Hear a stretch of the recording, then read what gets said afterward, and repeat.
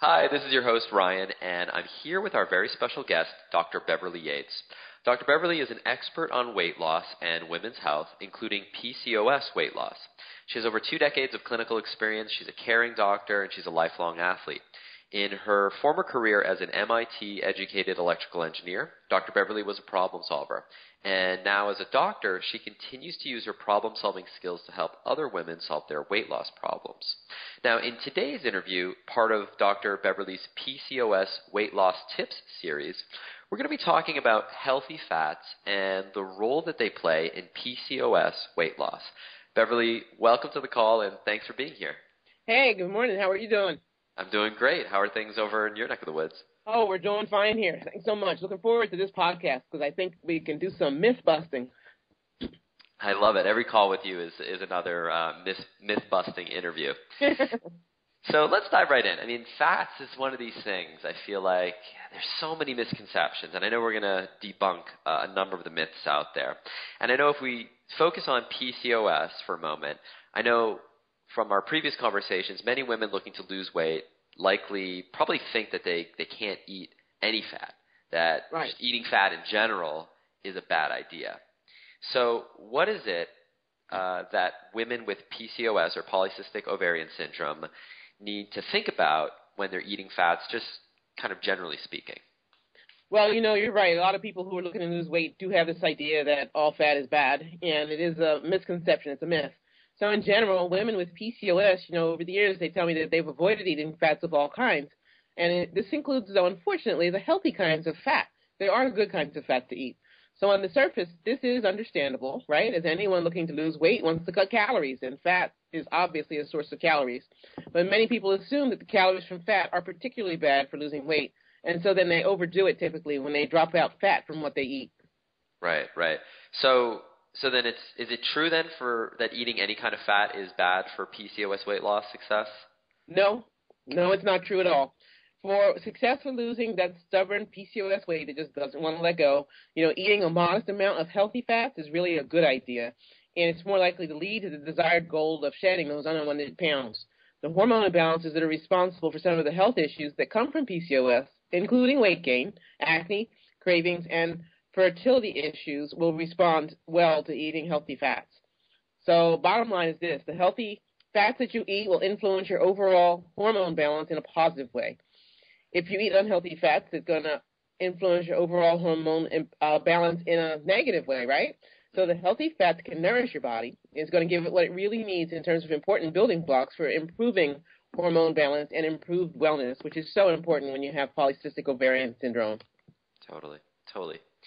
Now, Beverly, I know from just our prior interviews that we've done together and blog posts that I've read on your website and just some of the other information that's available online that blood sugar control is really important for PCOS weight loss.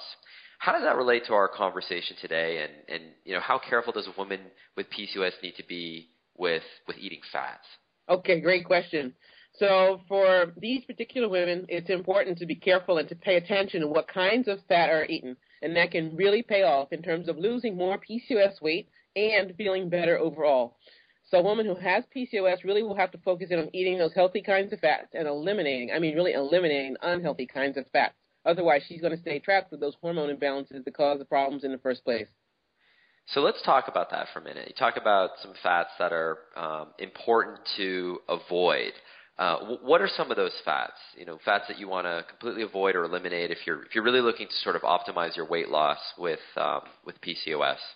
Yeah, these are things that are really important to pay attention to. And specifically, she can start by truly eliminating, that means none, eliminating all trans fats, all hydrogenated fats, hydrogenated vegetable oils, all margarine, all lard, and all fat back. You can always read labels, or if you prepare your own food, you don't add these things in. These kinds of fats are a disaster, and for PCOS can cause even more of a problem with hormone balance.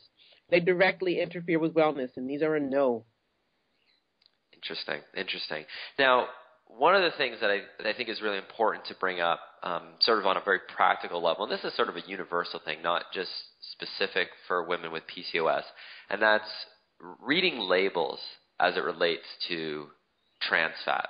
Yeah. Because Yeah, because there's one thing that I know and I've noticed is that I think in the United States at least, it's legal to on the front of a food label to say 0 grams of trans fat, 0G trans fat, if there's less than a certain amount. I don't know what that number is. Yeah, you're right. That there is a threshold for that, and in fact, in the last 2 weeks, there's been some legislation and some different regulations put out or in process from the FDA, the Federal Drug Administration here in the U.S. And I know we get response and interaction from people from all over the world. So look, for wherever it is that you live, for your governing body about this. There's some movement here to clamp it down and to have zero actually mean zero. Right. We've made progress from where this was, say, 30 or 40 years ago, but it's still not the amount of full, honest disclosure that one would expect. You would think zero would mean zero, wouldn't you? Right. No, I know. And I think the solution, in the meantime, at least the solution that I use is if you turn the package of food around and you actually read the ingredients, even if it says 0 grams of trans fat in the front, if there's a trace amount of any form of trans fat or like a hydrogenated oil, if you look at the label and if it says partially hydrogenated whatever, then there is in fact trans fat, even though it says 0G in the front. So you really, the only thing that you can truly trust, at least right now until maybe this regulation that you mentioned sort of passes, is to actually look at the ingredients list, which is a little bit time consuming, but if you really want to avoid it, that's something at least that we try to do. Yeah, and that's a practical tip. I tell people that it's not paranoid to read labels, even if you've bought a product for years. Totally. Sometimes it changes the formulation, and particularly two keys visually. One, if you look at that package and suddenly the packaging is different, they got it all spiffed up and pretty, that's right. a time to read the label because it may mean that another company has bought them or they've become a division or a subsidiary, or a different business unit. The other time is to just make it a regular practice because formulations change and not all manufacturers, even in the health food world, will fully disclose up front, hey, we changed something important about what we're doing. You know what? It's so true, and I'll leave you just with this one very specific example that happened to us recently, and we'll continue in a minute. Mm-hmm. I don't know if you're familiar with Tom's brand of toothpaste. Yes, I am. so Tom's was acquired by, and I can't remember if it was Colgate or Crest. You might. Yeah, I think it's Colgate. Know. I think it's Colgate. Yeah. So Tom's was acquired by Colgate. Now Tom's was an independent company, and they had all their formulations for years. Well, as soon as they were acquired by Colgate, about 6 months later, their formulation on all their toothpaste completely changed. That's right. And not that Tom's was maybe the healthiest option out there, but it's a good option because it's pretty widely accessible. You can get it at most grocery stores or Whole Foods. You don't have to order it from a very specialty retailer. Anyways, well, after Colgate acquired them, they completely changed the formulation, and it's much less healthy now as an alternative form of toothpaste than it used to be just 6 months before the acquisition. So point is, that happens in all the time, and you're right. You really do need to kind of constantly, keep on top of, the ingredients lists. Yeah, you got to be vigilant. I was a fan of Tom's toothpaste, and I know exactly the transition. And I went through that, and I looked at the labels, and I was just really disappointed. I'm sure their profit margins went up, but their health quotient went down. So, oh well. Right, totally. Hey, listen, we've talked a lot about stuff to watch out for, but you kind of alluded to the fact that, not all fats are bad. So why don't we talk about some of the good fats, or the fats that are maybe okay to eat if you're looking to lose PCOS weight? Yeah, sure thing. Let's cover that. There are some kinds of fat that are good to eat when you have PCOS, including when you're trying to lose weight. So to help with that weight loss, eating the healthy fats, you focus on these. Eating olive oil, palm oil, and just like we were talking about, Ryan, here's the deal. You got to read the label, palm oil. A lot of people go, oh, isn't palm oil a trans fat? Or, oh, isn't palm oil hydrogenated? Read the label. Palm oil, when it is left in its actual natural state, is fine for health purposes. It's only when it becomes hydrogenated that it turns to the trans fat that we don't want, right? So read the label. Safflower oil, that's another good one. Coconut oil, yes, I know it's a saturated fat. It's also good for you. It specifically helps, believe it or not, with metabolism. And then also sesame oil. Those are usually safe. Those are good choices, and they're helpful for you. Now, here's one that people won't expect. Using a small amount of organic butter or organic ghee Ghee, Ghee, for those who are unfamiliar with this, is clarified butter. That's okay, too, as it has some nutrients that are good for your gut, for your digestive tract. And when I say small amount, I'm not kidding, folks. I mean about 1 to 1.5 teaspoons of ghee or butter, not 3 tablespoons or more at one time. You can't have a party with the butter. Not a good idea. Right. Interesting. Wow. I never would have thought, but that's actually really smart. So let's talk about something a little bit different for a moment. For some kinds of weight loss, and I'm talking about stuff that's maybe not necessarily related to PCOS. The advice that you hear in a lot of popular books and blogs, and even on shows like The Doctors and TV and everything like that. The advice that's given is to get rid of all fat. Don't eat any fat ever. Yeah. Does this apply to PCOS weight loss? Yeah. It's interesting. And specifically to answer your question, no, that doesn't apply to PCOS weight loss. The bottom line is you don't want to overdo it on your oil consumption, but you do want to focus on using the healthy oils that I mentioned for your cooking needs and for meal preparation. Now, in terms of fats and its use for PCOS weight loss, for some aspects of weight loss for people who don't have PCOS, that advice might make sense when they're in an active, certainly in the first parts of the weight loss program, but it doesn't apply for PCOS specifically. It's far more helpful and sustainable to actually lose weight with eating healthy fats as part of an overall weight loss plan and not just eliminate all fat from your diet. Your body's going to use these healthy kinds of fats to make your hormones. Many people don't know that hormones come from fat and that you need to have enough fat in order to make enough of the good kind of hormones, right? You need fat to repair your nervous system, keep your digestive tract and your skin healthy, and other more, good stuff that comes from eating fat. So these healthy fats provide important nutrients for your health and wellness. It's not smart to eliminate healthy fats from your diet over a long period of time, even if you're trying to lose weight when you have PCOS. Interesting. And I know we're just touching on this topic here because there's not a lot of time in this short interview, but this is something that you cover in a lot of detail, right? In your comprehensive programs, you talk about what actual foods to eat and foods to avoid and what to do when you're going out to eat and what kind of substitutions to ask for and all that stuff. Yeah.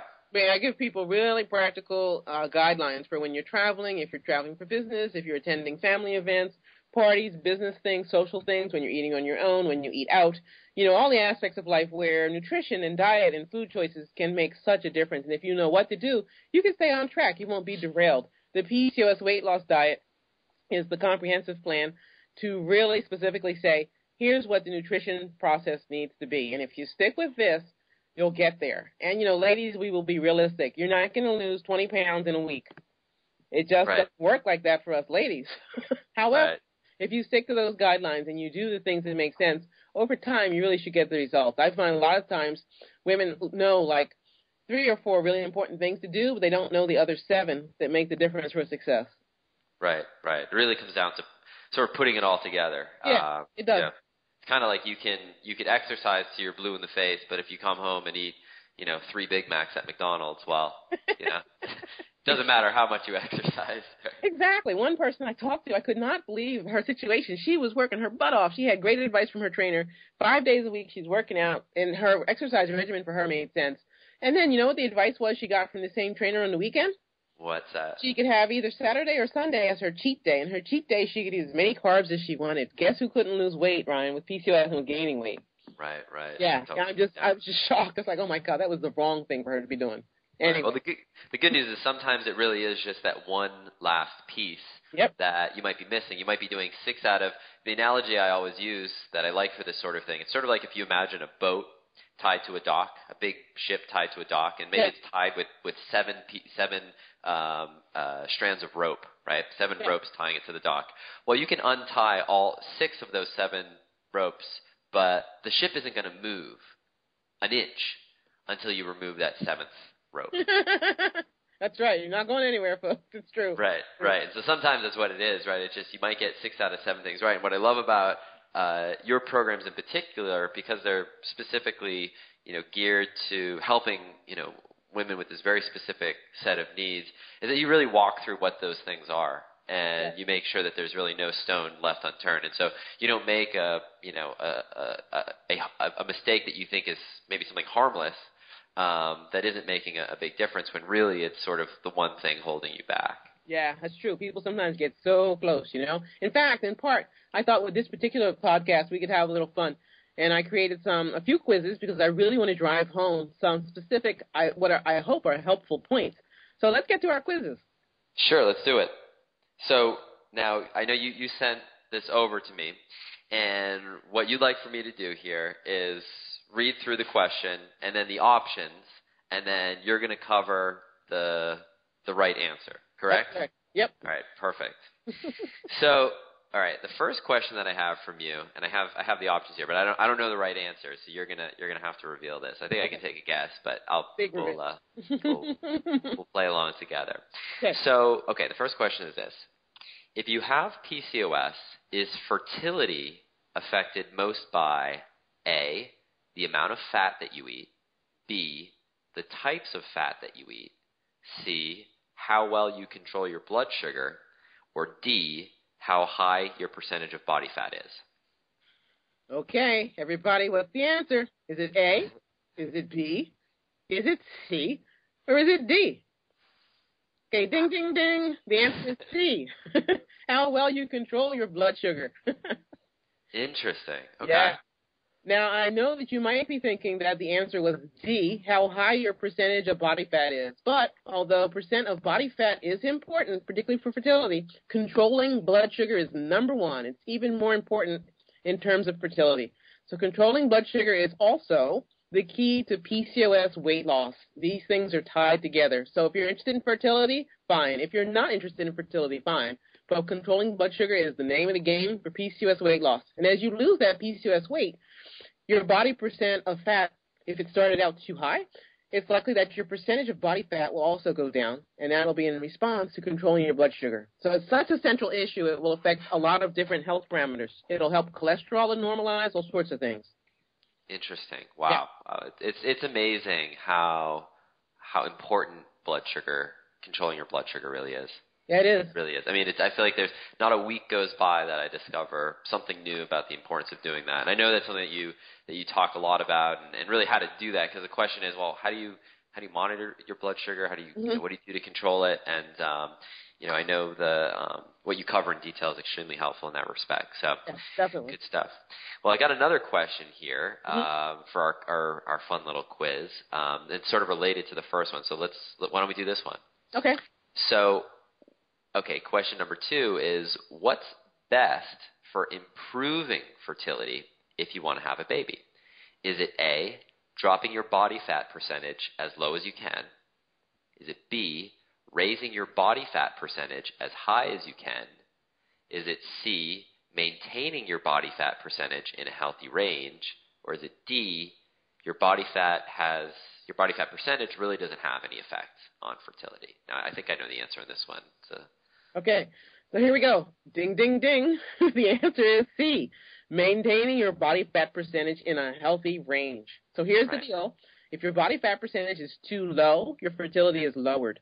If your body fat percentage is too high, your fertility is lowered. It's really clear for humans that there is a range in which it's possible to become pregnant and have a baby. If your body's outside your personal normal range for your weight and your body fat percent, your fertility goes down. In the case of too high body fat percentage, that excess weight gain results in difficulty with fertility, and this affects the ability to have a baby at all or to sustain a pregnancy to term. And just as important for women with PCOS, the difficulty with getting pregnant and having a baby is strongly tied to both having a too high body fat percentage and to having blood sugar levels that are too high. You need to get to a healthy range for both body fat percentage and a healthy range for blood sugar balance. Now, in some prior podcasts and articles, I've gone into great depth on how PCOS weight gain happens and blood sugar control and how body fat is made. So if you want more information on that, you can check out these other resources that are available, including the podcast, articles, and blog posts for more info. Very interesting. Very interesting. Now, as we're kind of winding down here, I always love to ask this question because I feel like you always have a great answer. If you could boil it down to just one thing, what's the number one most important thing about eating healthy fats, kind of our topic for today, that women and girls dealing with PCOS weight issues need to know? Okay, number one, most important thing you need to know is this. You don't need to be afraid of eating fats. Stick to the healthy fats. You can eat those, the ones that are outlined previously in this podcast, in amounts that are healthful, but not so much it causes you to gain weight. So you add it very gently to your food. You don't drown your food in the oils. A small amount of healthy fat is good for your overall health, even if you have PCOS. Let me say it again. You don't need to be afraid of eating healthy fats. Eating those healthy fats helps to improve your hormone balance, helps you to feel full and satisfied when you eat, and helps to tame food cravings, too. Healthful fats are part of a sustainable, healthy eating program for PCOS wellness, including PCOS weight loss. Perfect. Beverly, thank you so much again for your time today. I always enjoy talking with you. Same here. Thank you so much, Ryan. To learn more about Dr. Beverly Yates and her programs, and to get a complimentary free report containing weight loss tips and secrets, all geared specifically for women with PCOS, visit PCOSweightlosstips.com. Once again, that's PCOSweightlosstips.com. Thanks so much for being with us. Take care.